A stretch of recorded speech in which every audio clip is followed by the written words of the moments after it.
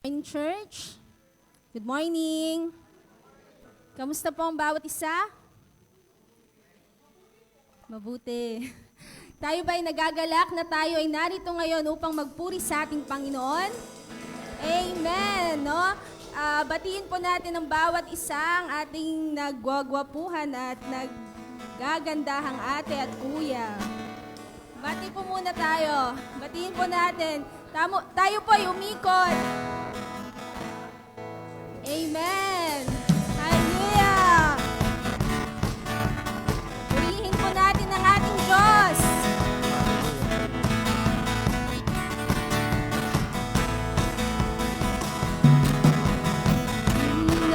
Purihin ng Diyos. Pagpapala niya sa atin, lubos-lubos. Makapangyarihan, siya sa atin nagmamahal. Halina, siya ay pasalamatan. Halina't purihin ng Diyos. Pagpapala niya sa atin, lubos-lubos. Makapangyarihan, siya sa atin nagmamahal. Halina, siya ay pasalamatan. Dakilang Diyos at Panginoon, maghari ka sa lahat ng panahon. Ang ngalan mo ay luwalhati. Ikaw lamang ang sasambahin. Dakilang Diyos at Panginoon, maghari ka sa lahat ng panahon. Ang ngalan mo ay luwalhati. Ikaw lamang ang sasambahin. Minsan pa, dakilang Diyos at Panginoon, maghari ka sa lahat ng panahon. Ang ngalan mo ay luwalhati. Ikaw lamang ang sasambahin. Halina't purihin ng Diyos. Halina't purihin ng Diyos. Halina't purihin. Halina't purihin ng Diyos.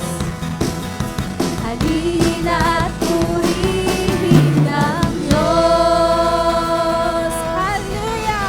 We worship you, O Lord God. Hallelujah!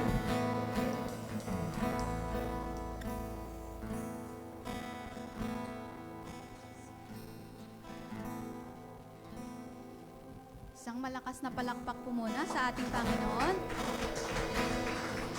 Okay po, tayo po ay manalangin.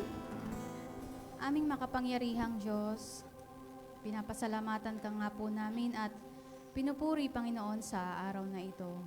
Maraming salamat po, Panginoon, sa araw na ito na muli kami po ay nagkatipon upang sumamba at magpuri nga po sa iyo. Bago po kami magsimula sa aming gawain, Panginoon, kami po muna ay humihingi ng inyong kapatawaran, Panginoon, sa aming mga nagawang mga kasalanan.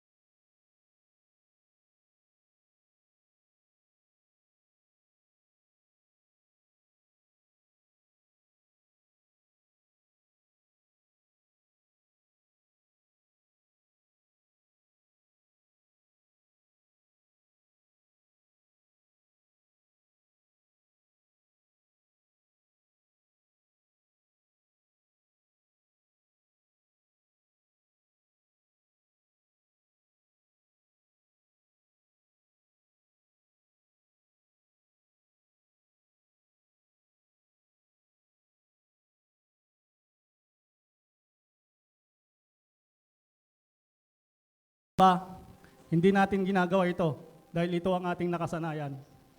Pinupuri natin ng Diyos dahil siya ang bato sa oras ng pagod, ang ating kanlungan,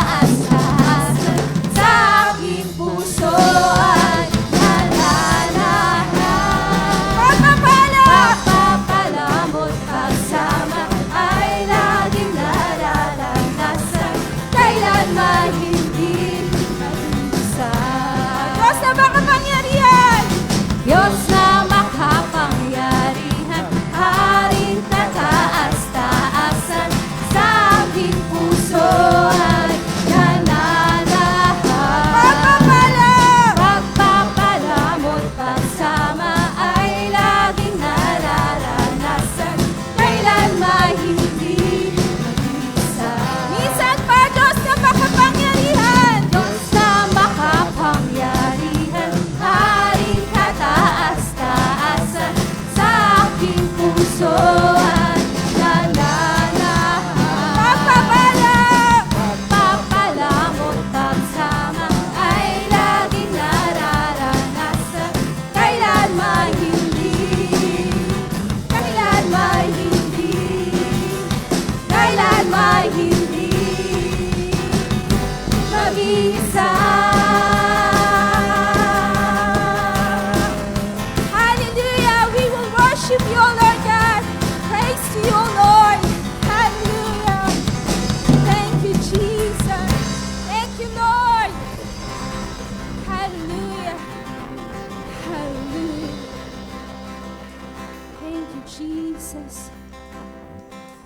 Let us continue to worship the Lord. Let us continue to praise Him, Panginoon. Thank you, Jesus.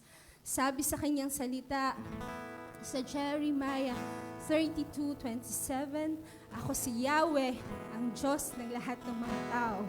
Walang anumang bagay ang mahirap para sa akin. Amen? Amen! Ngayong umaga, Panginoon, kami ay patuloy na magpupuri sa iyo. Patuloy kaming magsasamba, Lord God. Maraming salamat, O Diyos, sa kaligtasan, Panginoon, sa buhay na iyong idalay, Lord God, upang kami ay mailigtas, Lord. Thank you. Thank you, Jesus. Thank you, Lord. Hallelujah to your name. Hallelujah. Let us worship Him. Let us continue to worship Him. Let our praises and His presence resonated in this place, church. Hallelujah. Hallelujah. Sadyang kay buti ng ating Panginoon, magtatapat sa habang panahon, maging sa kabila ng aking pagkukulang, biyaya niya'y patuloy malaan. Katulad ng pagsinag ng lingkong araw, patuloy siyang nagbibigay tanglaw. Kaya sa puso ko't damdamin, tatapatan niya'y aking pupurihin. Dakila ka, O Diyos, tapat kang ang tunay, magmula pa sa ugat ng aming lahi. Mundo'y magunaw man, maaasahan kang lagi, maging hanggang wakas nitong buhay.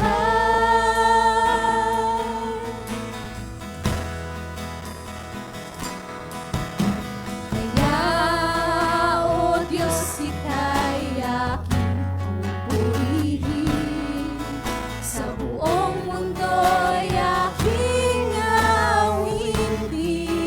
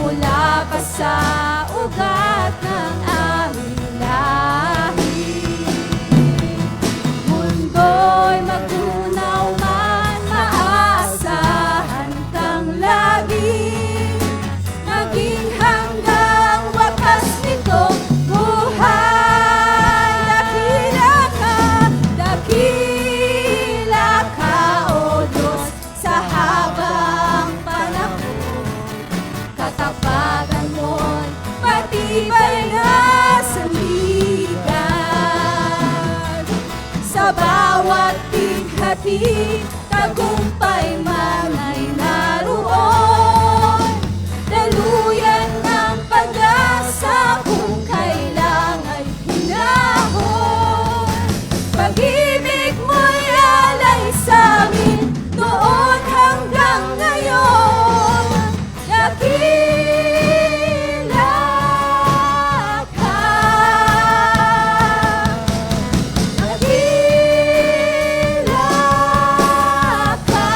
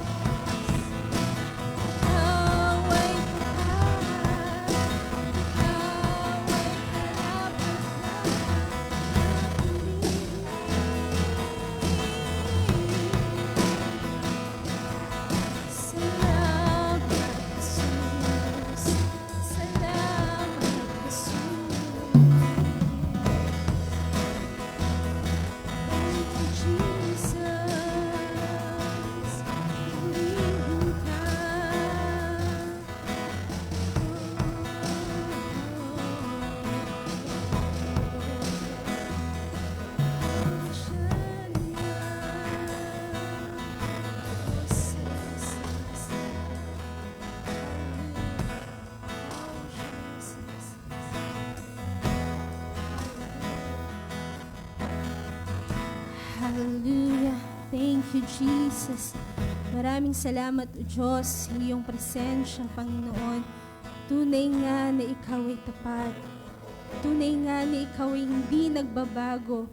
At ang pag-ibig mo ay wagas para sa amin, Panginoon. Maraming salamat, O Diyos, sa iyong buhay na iyong inalay para sa amin. Thank you, Jesus. Thank you, Jesus. Nawa, ikaw ay ang aming napapurihan, Panginoon, ngayong umagang ito, Panginoon. Maraming salamat, Diyos. Maraming salamat, Jesus. Thank you. Thank you, Jesus. Hallelujah. Hallelujah to your name, O God. Hallelujah. Muli, kami nagpapasalamat, Panginoon. Nawa ikaw ay aming napurihan. Hallelujah. Sa iyong pinakamataas na papuri, pasasalamat at pagsamba sa tanging pangalan ng aming Panginoong Hesukristo at sa gabay at patnubay ng Espiritu Santo. Ang lahat ng anak ng Diyos ay magsabi ng Amen and Amen. Hallelujah.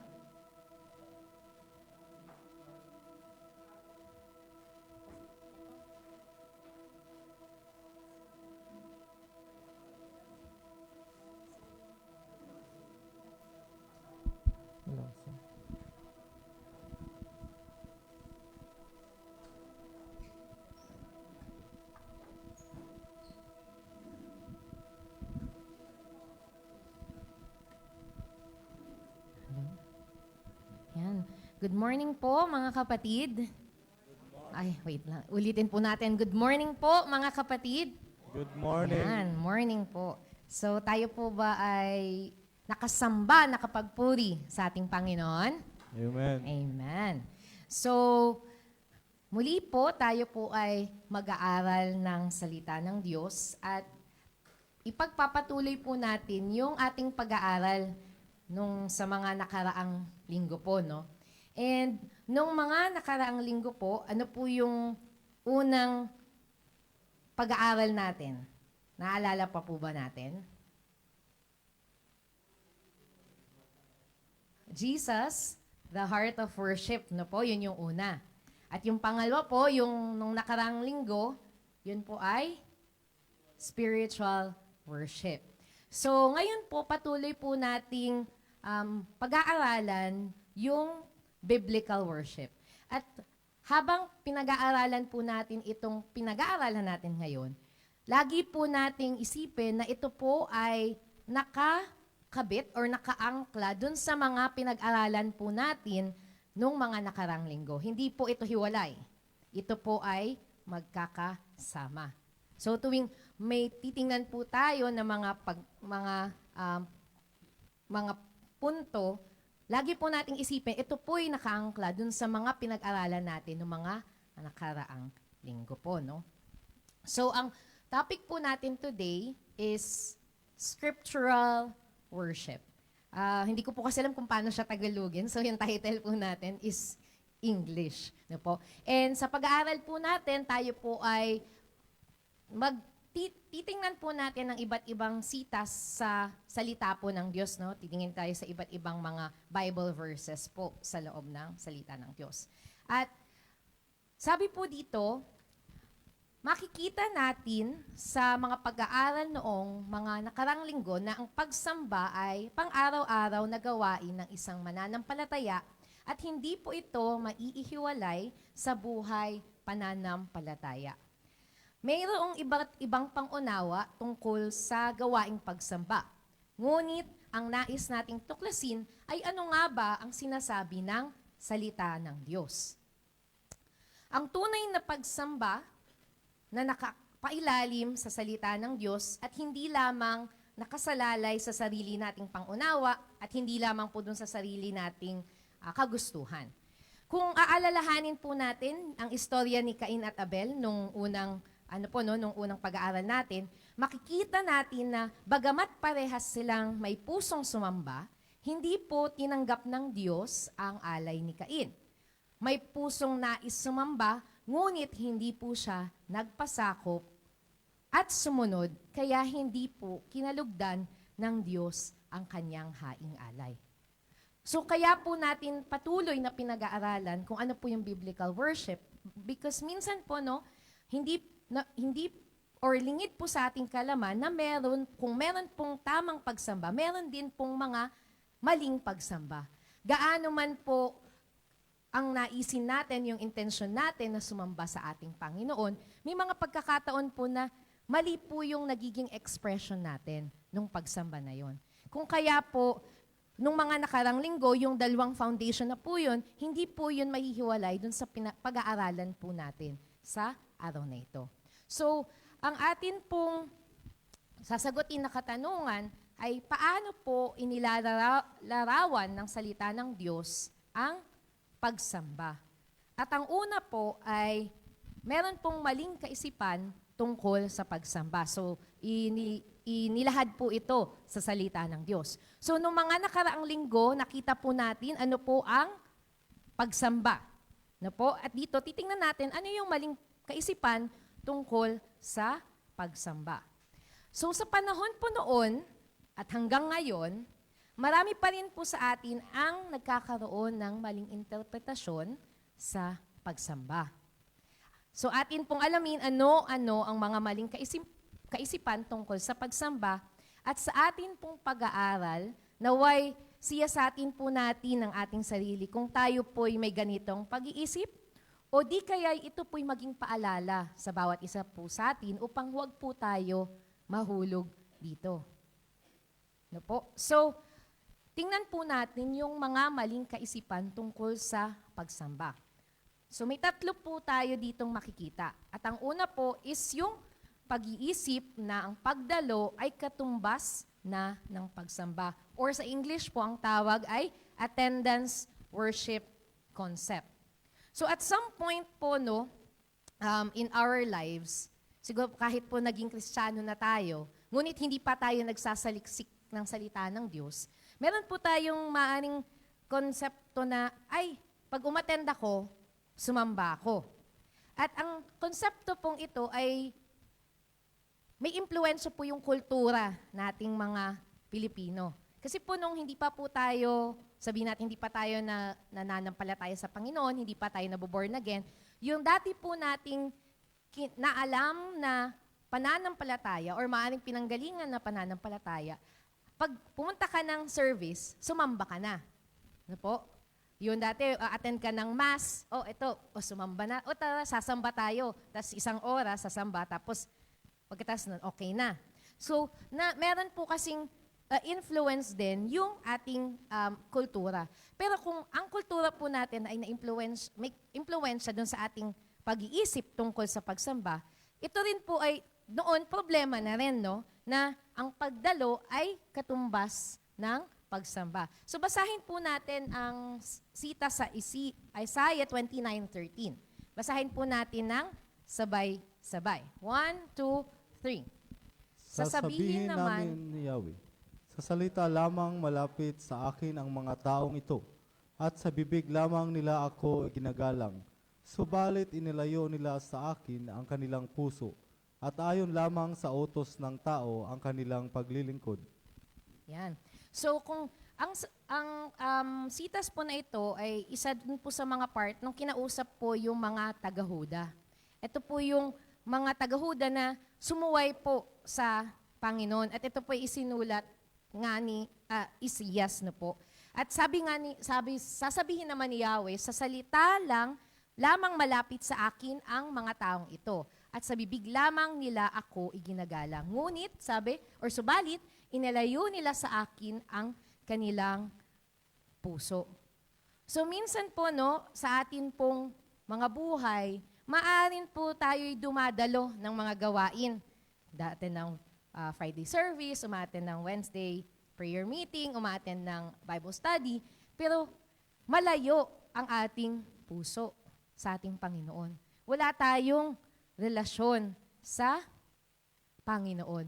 Ang pagdalo po ay hindi po katumbas ng pagsamba. Ngunit ang tamang puso ay nagdudulot ng tamang pagsamba. Ngunit na po yung personal worship natin sa Kanya. Ano po? Kaya kailangan po nating pag-ingatan ito. Kasi kung ito po'y problema noon, ito'y nagiging problema pa rin po ngayon. Lalo na't mga matatagal na dumadalo sa gawain, maaari po tayong mahulog dito kung hindi po tayo magiging mapagbantay. Amen po ba? Amen. So, siyasatin po natin ang ating mga sarili. Po. So, ang pangalawa po na konsepto na mali na atin pong maaring, ang tawag doon, na kasanayan or maaring pinaniniwalaan po natin dati is yung konseptong ang pagsamba ay pagtatanghal or pari pong sasayang performance worship concept. So minsan po nasanay po kasi tayo na sa konsepto natin, pag kumakanta, pag tumutugtog, umaawit, sumasamba. Parang yun po yung naging interpretation natin ng pagsamba. At kaya nga po, tinakal po to ni Kuya Alvin last week, di ba? Na there is what we call spiritual worship at hindi po ito natatapos lamang sa pagtugtog, sa pag-awit, at sa pagkanta, no? Hindi po doon. Kundi ang pagsamba ay ang kabuuang ginagawa natin para sa ating Panginoon. So minsan po nagiging performance. At tingnan po natin ito sa Mateo 6, 1-2. Basahin po natin ito. 1, 2, 3. Mag-ingat kayo.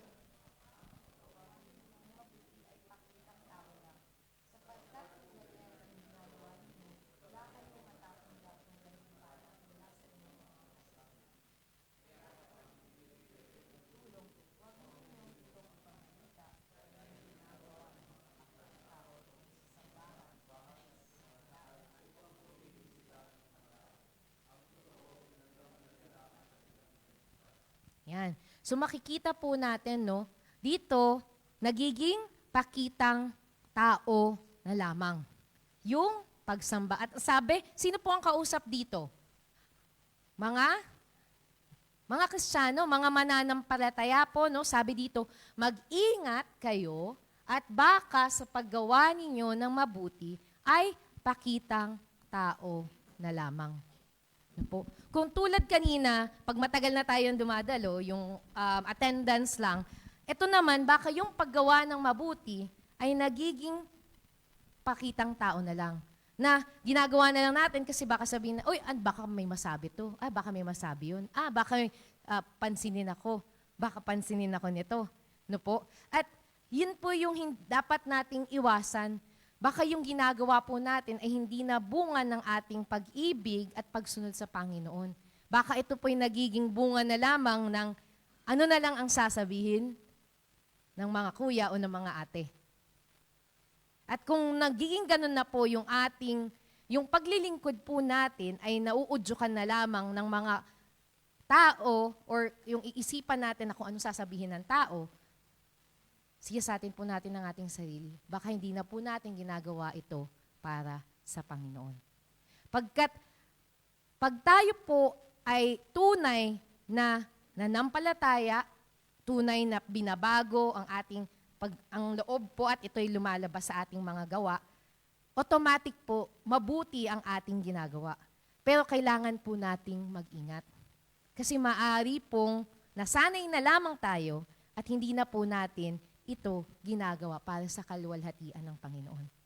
At hindi po lahat ng mabuti sa ating paningin ay mabuti sa paningin ng Diyos. Kasi meron pong mabuti sa paningin natin, ngunit hindi pala ito nakakaluwalhati sa Panginoon. Dahil hindi po yun yung binigay sa ating pagtawag. Tulad po nung kay Cain at Abel, di ba? Parehas po sila nag-alay. Ngunit kay Abel, tinanggap. Dahil ito po'y may pagpapakumbaba at pagsunod sa Panginoon. Ngunit yung kay Cain, hindi tinanggap bagamat siya'y nag-alay. Sincere po siya. Kaya nga siya nainis eh. Bakit hindi tinanggap ng Lord yung alay ko? Di ba? Ngunit nakikita natin dito na hindi dapat ito doon sa pananaw natin. Titingnan natin, ito ba ang nais ng Diyos mula sa akin? Ito ba ang pagsamba na ninanais ng Panginoon from me, no? So kaya mag-ingat tayo sa paggawa ng mabuti. Sapagkat baka ito'y nagiging pakitang tao na lamang. At ang example po na ginawa dito is yung pagbibigay ng tulong or pagbibigay po ng alms, support. No po? Na sabi dito, wag ninyong itong ipamalita gaya ng ginagawa ng mga pakitang tao roon. Saan yung mga nagpapakitang tao? Sa sambahan. So yung mga nagpapakitang tao ay nasa sambahan. No? So kailangan po nating mag-ingat. Kasi maaaring maganda po yung intention natin. Ngunit hindi lang dapat ito natatapos sa intensyon. Kailangan po nating alamin at siyasatin, ito ba ang kalooban ng Panginoon? Amen po ba? Yan. Amen. Na po. So, kailangan po natin pag-ingatan ang pagtupad sa mga tungkulin na iniatas sa atin ng Diyos. At malalaman po natin yan, no? Malalaman po natin kung patuloy tayo nagsisiyasat ng kanyang mga salita, malalaman po natin kung ano po yung katawagang ibinigay niya para sa atin. Dahil po kailangan nating ipamuhay ito. So for example po, meron pong tinawag na isang Kristiyano na maging worship leader.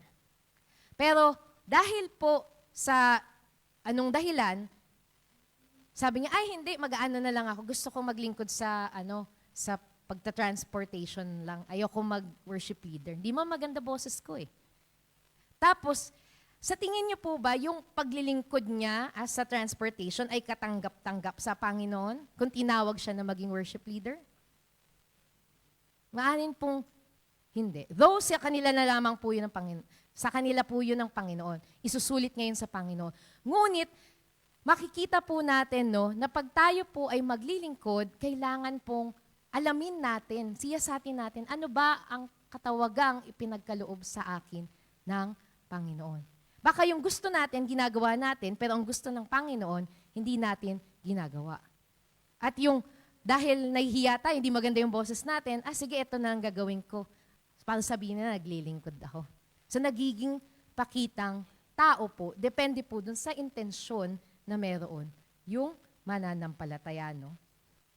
So, move on po tayo, no? Dun sa pangatlong concept, maling kaisipan ng pagsamba.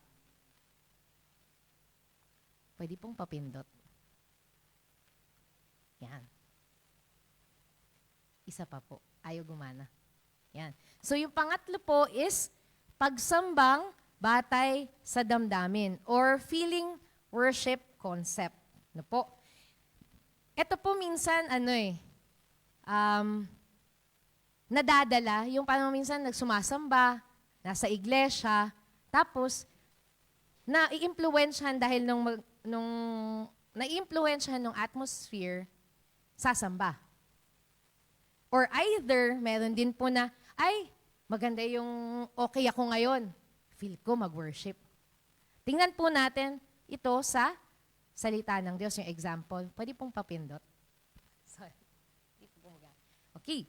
Basahin po natin. 1, 2, 3. Sapagkat namumuhay kami batay sa pananampalataya at hindi sa mga bagay na nakikita. Malakas ang aming loob at mas gusto pa nga naming iwan ang katawang ito na aming tinatahanan ngayon upang manirahan na sa piling ng Panginoon. Kaya naman, ang pinakananais namin ay maging lugod-lugod sa Kanya, maging nasa katawang lupa o maging nasa piling niya, sapagkat lahat tayo ay haharap sa hukuman ni Kristo at tatanggap ng nakarapat ayon sa ating mga gawang mabuti Amen. o masama, nang tayo'y mabubuhay pa sa katawang. Amen. So, yung pangatlo po na maling konsepto ng pagsamba ay yung pagsambang batay lamang sa damdamin. At makikita po natin dito, sapagkat namumuhay kami batay sa pananampalataya at hindi hindi sa mga bagay na nakikita. Ito yung for we live by faith and not by sight. Ito po yun. No? So, dito po makikita natin na ang common, most of the times po, no, pag sumasamba tayo, hopefully hindi po, no, may mga pagkakataon, okay? May mga pagkakataon po na tayo po ay mainit sa pagsamba or sambang-samba tayo, no, yung nagpupuri, nagtataas ng kamay, ganyan. Pag okay yung lahat, yung parang, okay yung personal life, okay yung relationships, okay lahat. Ngunit, dahil may dumating na unos o mga pighati, bigla na lang, ay, di ko na feel mag-worship. Parang wala ako sa mood ngayon. No? At nakikita natin dito yung sabi, nagmumuhay kami batay sa pananampalataya, na anuman ang kalagayan ng ating puso, tayo po ay sasamba.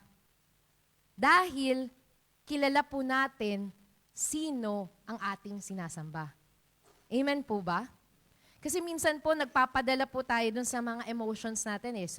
Though, ang pagsamba ay may emotions, hindi po lamang na nagsastop sa emotions ang pagsamba.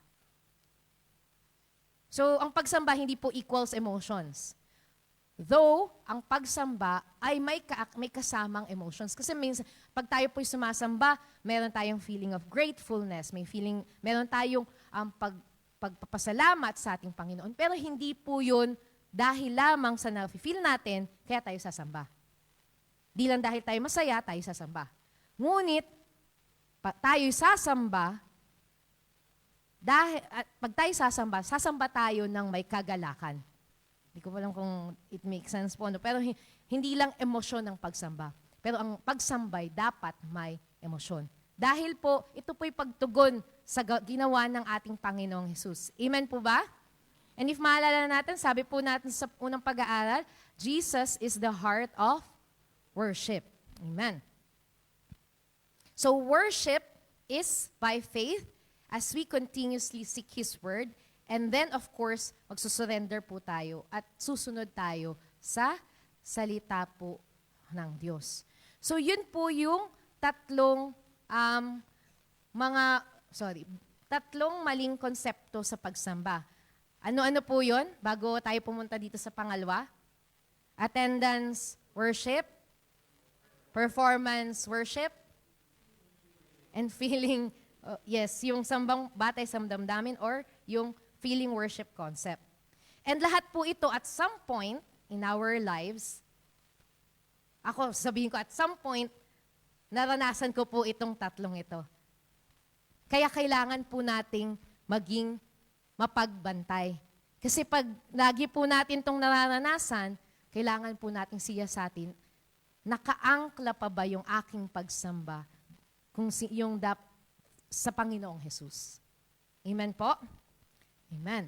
So, yung pangalawa naman po, kung na punto, paano inilalarawan ng Diyos, inilalarawan ng salita ng Diyos, ang pagsamba, ang pangalawa po ay biblical na pag-unawa sa pagsamba. So, basahin po muna natin ito, Habakuk 2:20 at Awit 98:4. 1, 2, 3. Si Yahweh ay nasa kanyang banal na templo. Tumahimik ang lahat sa harapan niya. Manahimik ang buong sanlibutan sa kanyang presensya. Kayong lahat ng tao sa buong mundo, sumigaw kayo sa tuwa sa Panginoon. Buong galak kayong umawit ng papuri sa Kanya. Amen. So, makikita po natin dito ang biblical na pag-unawa ng pagsamba. Makikita po na dalawang characteristics po dito sa dalawang verses na to. Makikita natin na meron pong sa Habakuk, manahimik ang buong sanlibutan sa kanyang presensya, at doon po sa awit, meron pong sumigaw kayo sa tuwa sa Panginoon, buong galak kayong umawit ng papuri sa Kanya. So, ang pagsamba po ay maaring maging maingat or may pananahimik, at maaring din naman pong maging loud and lively. Kaya po makikita po natin. So, biblical worship involves reverence and rejoicing. It is both solemn and joyful. So, hindi po laging kailangan laging masigla. Kasi meron din pong mga pagkakataon na ang pagsamba ay yung stillness o yung katahimikan. So, both po ay tamang pagsamba. Hanggat ito pong pagsambang ito ay nakaangkla dun po sa dalawa nating pinag-aralan, no? Yung spiritual worship and yung Jesus as being the heart of worship. Hindi po ito paghihiwalay na, magkakadugsong po ito, no? So kung maaalala po natin sa pag-aaral ng Colossus, naalala pa po ba natin yung pinag-aralan natin, yung Book of Colossians last month? Yun, na ang unang pagbabago po ay yung loob, at pag tayo po'y binago sa loob, ito po'y makikita sa panlabas. So tulad po ng pagsamba, ang pagsambay dulot ng pagbabago sa ating loob. Pag tayo ay binago ng Diyos, ang magiging tugon po natin at natural na tugon ay pagsamba. So pwede po itong sa maging maingat, at pwede rin po itong yung joyful, no? So tingnan po natin yung mga expression ng pagsamba sa Biblia. Ay, okay. Sabi ko, bakit yun lang? Oh, yan. So, meron pong 7 expression ng pagsamba sa Biblia. Bukod po dun sa napag-aralan natin last week. Kasi last week po, napag-aralan natin na ang pagsamba ay hindi lamang pag-aawitan, hindi lamang pagsayaw, ngunit ito di yung paglilingkod sa kapwa at sa ating Diyos at marami pang iba. So, ito po in addition to that po, no? So, ang una po is umawit sa Panginoon. So, titingnan po natin yung mga verses sa bawat isa. So, sabay-sabay po nating basahin. 1, 2, 3. Kayong mga tao sa buong mundo, umawit kayo ng mga bagong awit sa Panginoon. Awitin ninyo ang Panginoon at purihin ang kanyang pangalan. Ipahayag ninyo sa bawat araw ang tungkol sa pagligtas niya sa atin. Amen. So, ang isang expression po ng pagsamba ay ang pag-awit sa ating Panginoon. Sabi po dito, umawit kayo ng mga bagong awit. Awitan ninyo ang Panginoon at purihin ang kanyang pangalan. Ipahayag ninyo kailan po? Sa bawat araw ang tungkol sa pagligtas niya sa atin. So ang pag-awit po sa Panginoon na hindi lamang po lingguhan, ha? Hindi lamang po every Friday yung pag-awit, kundi sa bawat araw, tayo po ay dapat umawit. Tungkol saan po? Sa pagligtas niya sa atin. So araw-araw po may dahilan po tayo para umawit. Dahil araw-araw po ay tayo'y kanyang inililigtas. If maalala po natin, di ba may kanta rin po nun, the steadfast love of the Lord never ceases. His mercies never end. They are new every morning, new every morning. Great is thy faithfulness, O Lord. So, yun po, no, awitan po natin ng Panginoon araw-araw. Hindi po kailangang magandang tinig, hindi po kailangang may music. Ngayon po, may YouTube na eh. So, pwede niyo pong sabayan, umawit po tayo sa Panginoon sa bawat araw. No po? Bilang tugon sa ating kaligtasang naranasan. Amen po? Amen. Pangalawa po, na ekspresyon ng pagsamba na makikita natin sa salita ng Diyos ay sumigaw ng may kagalakan sa Panginoon. So basahin po natin yung awit. 1, 2, 3. Kayong mga tao sa buong mundo, sumigaw kayo ng may kagalakan sa Panginoon. Paglingkuran ninyo ng may kagalakan ang Panginoon. Lumapit kayo sa Kanya na umawit sa tuwa. Ayan. So makikita po natin yung pangalawang expression ay sumigaw ng may kagalakan. Hindi lang po basta sigaw, no? Sumigaw ng may kagalakan. Dahil po, no, sa lahat ng ginawa niya sa ating buhay, ang tugon natin ay, pag yung, alam mo yung overjoy kayo, di ba? Pag meron kayo, naranasan kayo ng sobrang saya, ang ginagawa niyo, yes! Di ba, sumisigaw tayo, minsan may kasama pang kamay, no? So, dahil po sa ginawa sa atin ng Panginoon, imaginein po natin, niligtas tayo ng Panginoon sa walang hanggang kapahamakan. Mahihiya ba tayo? Yes, niligtas ako ng Lord. Ganon ba? Hindi po, di ba? Dapat meron tayong, yes, niligtas ako ng Panginoon. Kaya sabi, sumigaw tayo ng may kagalakan. Tayo ba'y may galak dahil tayo nailigtas? Amen. So, wag po dapat tayong may mahihiya tuwing may pagkakataon pa po tayong sumigaw, magpuri, at sumigaw na may kagalakan, i-take po natin yung opportunity na yon, no? Kasi isa po itong ekspresyon ng pagsamba sa ating Panginoon. At sabi nga, sinabi ulit sa verse 2, no? Lumapit kayo sa Kanya na umaawit sa tuwa. So sa tuwa, hindi. Meron naman po mga pagkakataon na tayo malungkot, ngunit laging may kagalakan sa Panginoon, anuman po ang nararanasan sa ating buhay. Amen? Sabi nga, the joy of the Lord is our strength. It doesn't mean po na masaya. It means there is that certain kagalakan, no, na hindi natin ma-express that despite of what's happening in our lives, kaya po nating sumigaw ng may kagalakan sa ating Panginoon. Amen. Pangatlo po, ayan, pagtataas ng kamay. So yan po yung pangatlong ekspresyon ng pagsamba, pagtataas ng kamay. Basahin po natin. 1, 2, 3. Purihin ang Panginoon. Lahat kayong mga naglilingkod sa Kanyang templo kung gabi. Itaas ang inyong mga kamay kapag mananalangin kayo sa loob ng templo at purihin ninyo ang Panginoon. Pagpalain sana kayo ng Panginoon na nasa Zion na siyang lumikha ng lahat. Amen. So makikita po natin, ang sunod po na expression ay ang pagtataas ng kamay. Sabi, itaas ninyo ang mga kamay kapag mananalangin kayo sa loob ng templo at purihin ninyo ang Panginoon. So, dahil po sa gawa ng Panginoon, no, tayo po'y magtataas ng kamay. Pero dito sabi, kapag mananalangin kayo sa loob ng templo. Because we are acknowledging most of the times po, no, pag nagsusurrender tayo, paano ba mag-surrender? Usually, di ba nakataas yung kamay? Kasi minsan yung kamay, it symbolizes yung pag-control eh. Di ba? So when we lift our hands to the Lord, we are saying, Lord, ikaw na to, sa'yo ito. Ikaw ang bahala sa akin. Ako'y nagtitiwala sa iyo.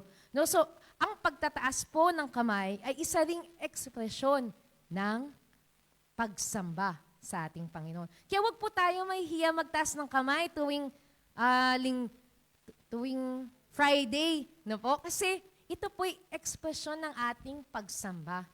At makikita po natin, no, madaming ekspresyon ng pagsamba. At kaya nga po ito itinala sa salita ng Diyos upang makita natin na sa generation na to, ganito ang larawan ng pagsamba na pwede nating gawin. Na of course, laging nakaangkla doon sa dalawang katotohanan na ating pinag-aralan nung nakaraang linggo. Amen po? So wala nang mahihiya magtaas ng kamay. Amen ba? Amen. Yan. So, titingnan po natin yan sa next Friday. Joke lang po. Okay, next po is pumalakpak sa Panginoon. Basahin po natin sa awit 47 verse 1. Kayong mga tao sa bawat bansa, magpalakpakan kayo, sumigaw sa Diyos ng may kagalakan. Yan. So, ang isa pa pong ekspresyon ay pagpalakpak para sa ating Panginoon. At lagi sila magkakasama, no? Hindi nagkakahiwa-hiwalay. Yung pagpalakpak, yung pagsigaw, yung pag-awit. Kasi usually po, pag sumasamba, magkakasama po ito, no? So, kaya po tayo pumapalakpak, ito po'y isang uri o isang expression ng pagsamba sa ating Panginoon. So, tingnan po natin yung sunod. Pagsayaw sa presensya ng Panginoon. Basahin po natin ito. 1, 2, 3. Ngayon, nabalitaan ni Haring David na pinagpala ng Panginoon ang sambayanan ni Obed-Edom at ang lahat ng pag-aari nito dahil sa kahon ng Diyos. Kaya pumunta siya sa bahay nito at kinuha ang kahon ng Diyos at dinala sa Jerusalem ng may kagalakan. Nang makain ng kakbang na ang mga buhat. Pinahinto sila ni David at naghandog siya ng isang turo at isang panabanggoy. At sumagaw si David ng buong sigla sa presensya ng Panginoon, nakasuot ng espesyal na damit na gawa sa telang linen. Yan. So, yung sunod po is pagsayaw sa presensya ng Panginoon. Kaya ako po sinama yung mga previous verses. Yung kahon ng Panginoon is the Ark of the Covenant. Yan po yung sa Tagalog. Kasi sabi ko, ano ba yung kahon ng Diyos? Tapos chinek ko sa English, so that is the Ark of the Covenant.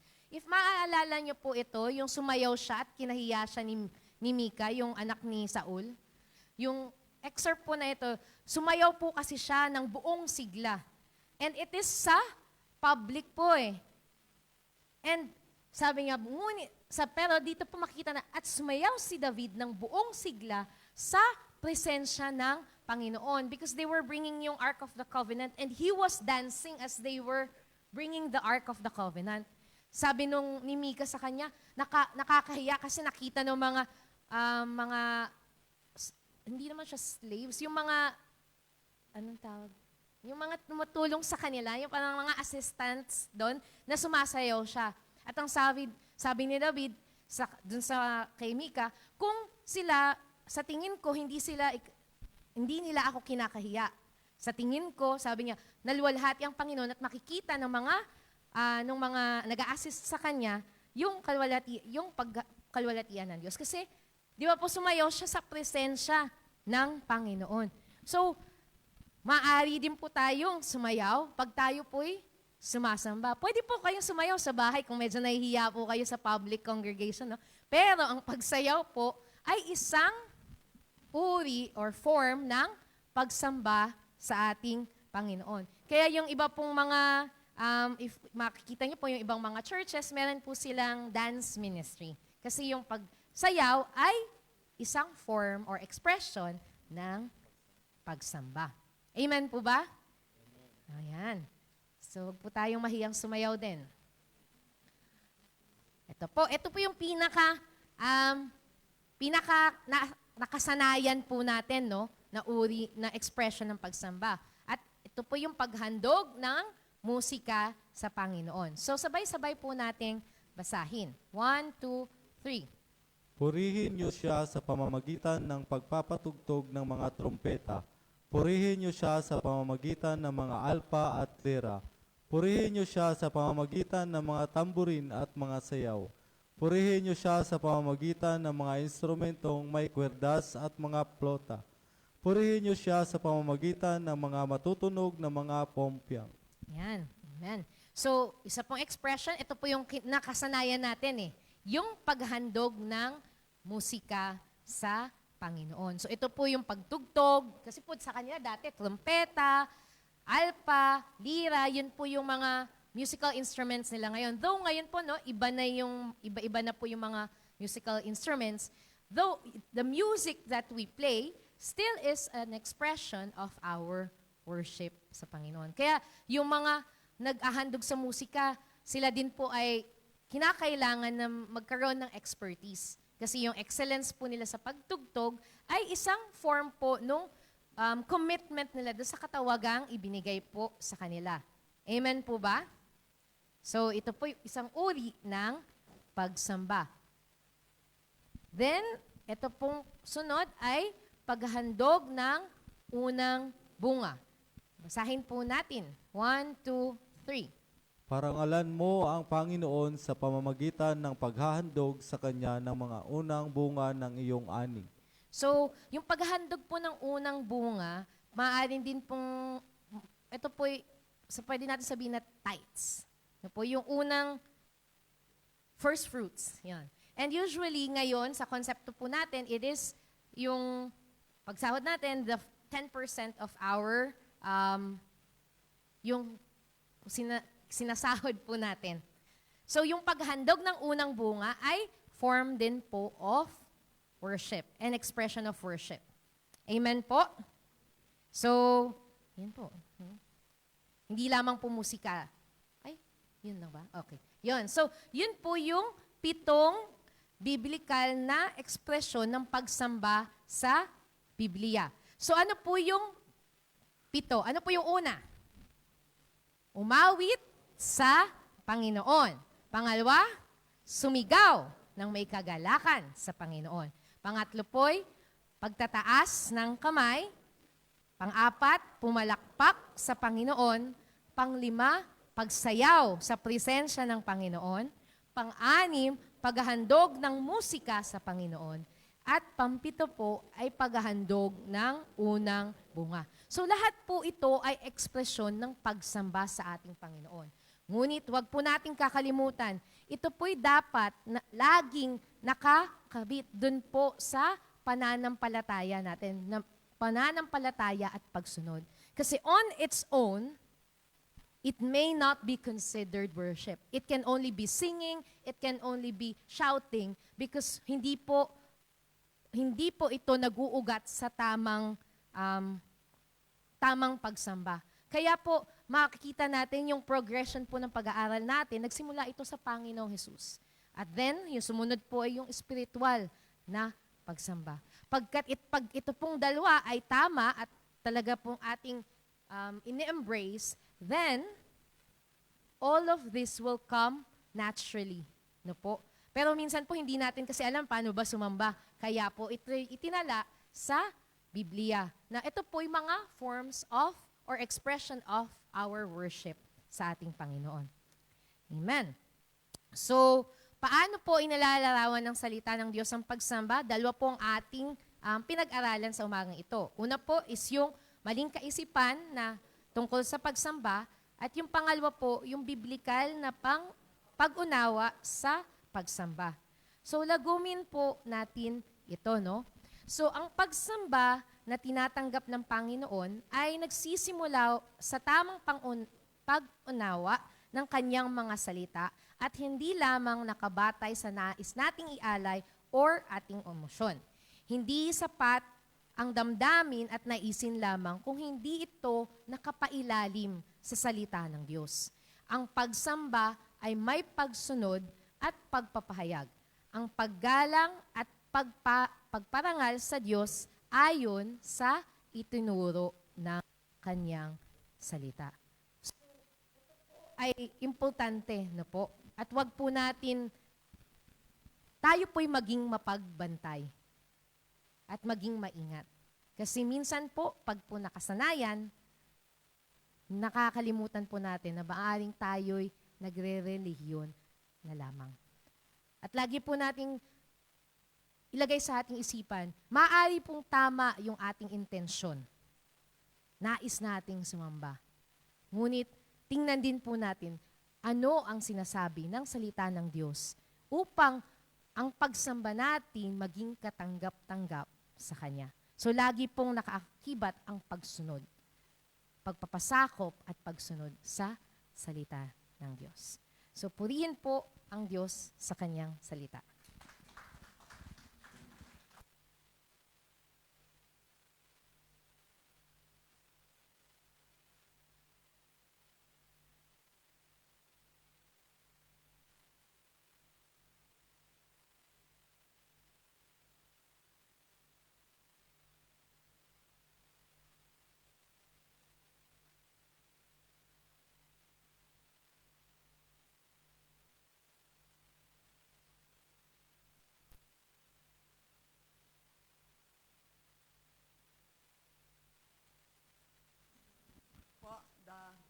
Magandang umaga po sa ating lahat.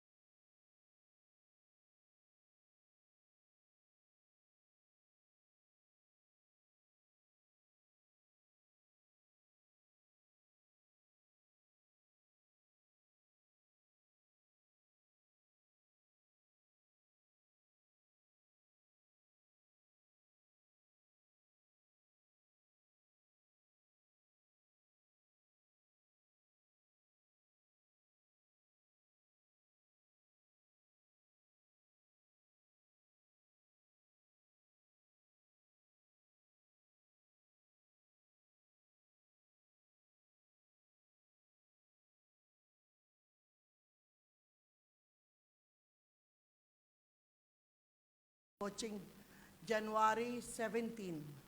Yun po. Announcement po yung BS Group, New Salata Bible Study Group. Every Sunday po kay Brother Jubes and Sister Gaya, 7:30 p.m. New Salata Church. Dito po. At sa online po, 7:30 p.m. po si Kuya Ray. At Men's Bible Study, si Brother Bong and si Brother Junel, Monday, 7:30 din po sa Industrial. Ang hamad po kay Ate Alma at kay Ate Jenny po, 7:30 p.m. sa bahay po ni na Ate Jenny. At prayer meeting po, ang host nyo sa Lata, Food Online. O sige, okay yan. Music practice kay Brother Alvin po sa gabi, 7:30 p.m. po dito po sa Bilang. Worship meeting next week po, potluck. Pot blessing po, 9 a.m. Yan lamang po.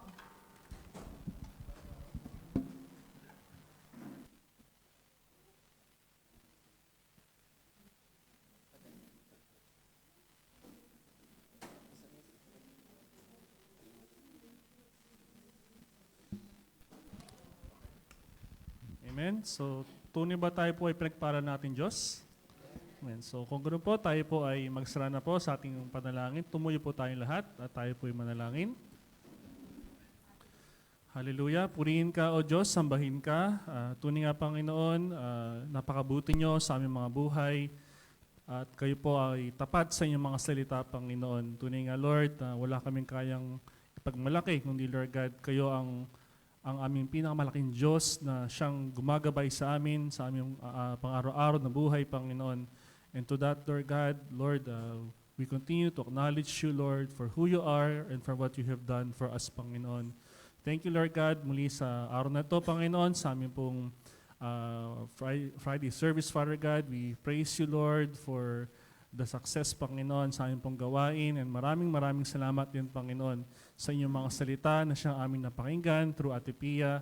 Lord, salamat, Panginoon, dahil patuloy niyo po kaming pinapaalalahanan, patuloy niyo po kaming inire-remind, Lord God, how we should worship you, Panginoon, how we can express ourselves, Panginoon, and to understand kung ano po yung the true meaning of worship, Panginoon. Salamat, aming Panginoon Jesus, for you are the heart of worship, Lord. And Lord, as we continue, Panginoon, na sa aming pong pamumuhay bilang mga Kristiyano, Lord God, bilang mga anak ng Panginoon, nawa, Lord God, ay mas lalo pa naming maintindihan, mas lalo pa namin saliksikin, Panginoon, ang iyong mga salita. Na ito po, Lord God, ang siyang aming pong mapag-aralan, ito po yung aming pong matutunan at may pamuhay, Panginoon. At kung saan kami nagkulang, Panginoon, dalangin namin, Lord God, na kayong patuloy, Lord God, na magdagdag kung ano po yung mga nararapat sa aming mga buhay. At kung meron man pong kailangan tanggalin, Panginoon, Lord, we pray na, Lord, we will submit our lives unto you, Father, that, Lord, you will fill us, O God, with your Holy Spirit, Panginoon. Na, Lord, kayo po ang patuloy na gumabay at manguna sa amin, Panginoon.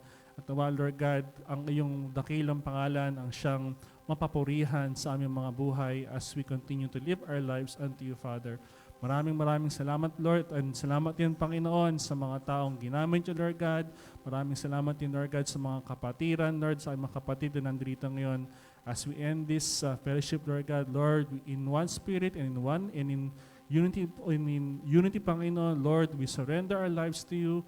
We praise you, we honor you, and we give you back all the highest praises, the honor, the power, and all the glory and thanksgiving.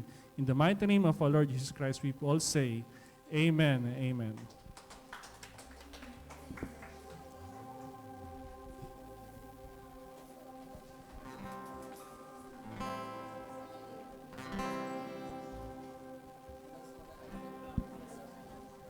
Amen. Tayo po ay magkakaroon ng group discussion after po nating umawit sa ating Panginoon. Amen. Tayo po ay umawit sa ating Panginoon pagkat siya ay dakila, tapat siyang tunay, Diyos na makapangyarihan. Hallelujah. Sumayaw! Amen. Taas ang kamay! Hallelujah. Umalakpak sa Diyos! Hallelujah! Diyos na makapangyarihan, aking kataas-taasan, sa aking puso ay nananahan. Pagpapala! Mo't pagsama ay laging nararanasan, kailan ba'y hindi mag-iisa? Minsan ba Diyos na makapangyarihan?